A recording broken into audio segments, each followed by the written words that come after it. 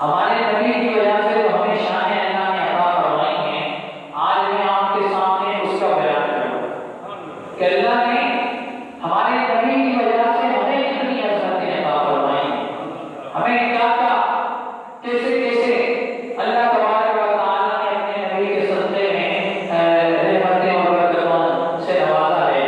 تو یہ آج کا موضوع ہے. تو یہ کس کو جو کچھ ملا ہے، حضور کی امت کو بھی جو عظمت ملی ہے وہ حقیقت حضور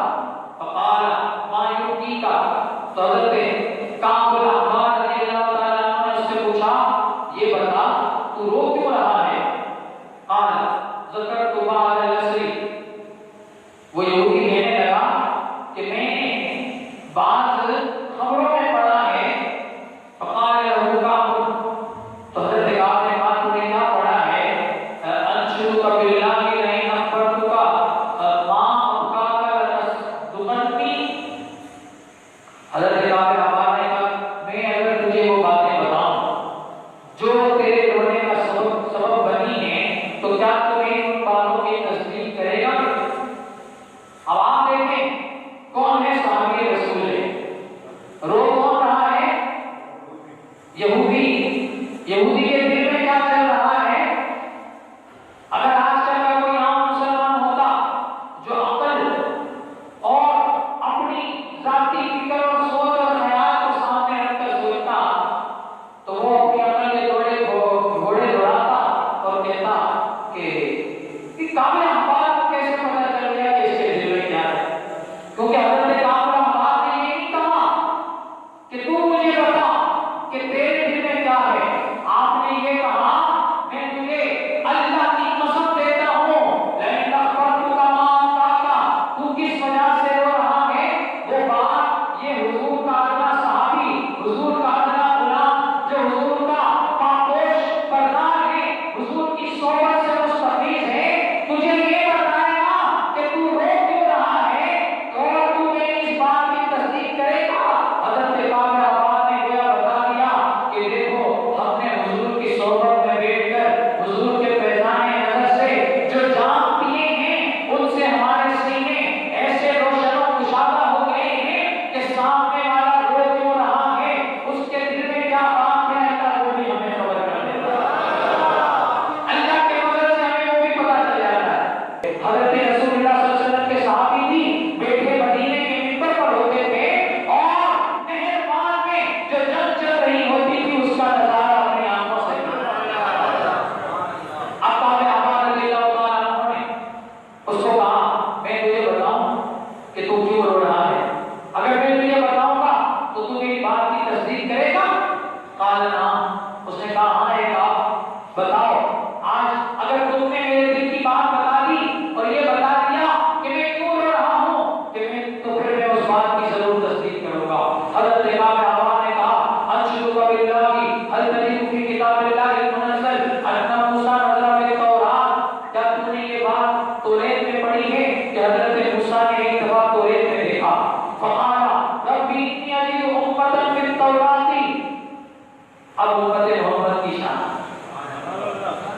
حضرت کامل احوال نے کہا تجھے یہ بات معلوم ہے کہ ایک دفعہ توریت میں حضرت موسیٰ نے نظر کی تو توریت میں ایک امت کی شان کو حضرت موسیٰ نے ملاحظہ فرمایا. وہ کیا فرمایا؟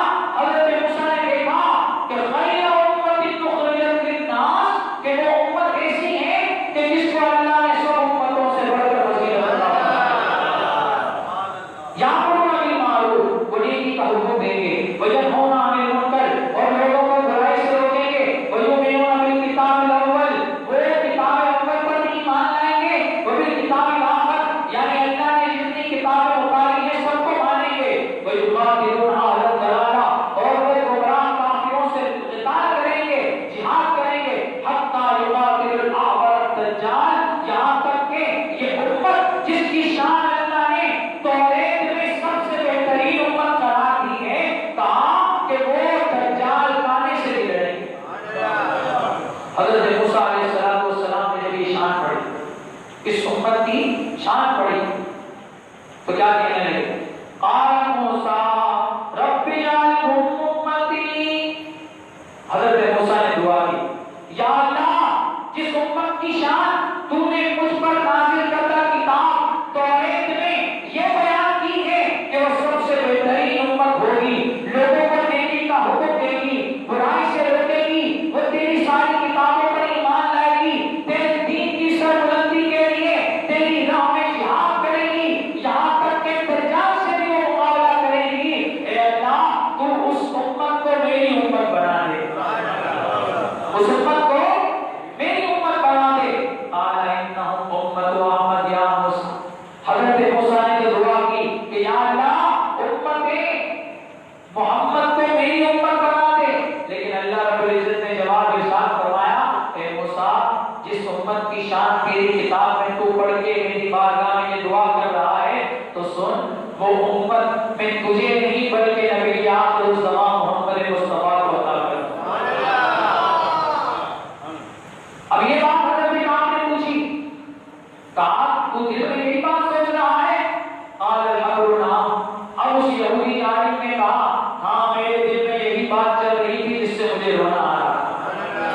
اب حضرت امام نے اس طرح بہت سی باتیں پوچھی جو توریت میں اللہ تبارک و تعالیٰ نے حضور کی حکمت کی شان میں بیان کی تھی. اب کیا ہوا؟ اس کے بعد ایک وقت آیا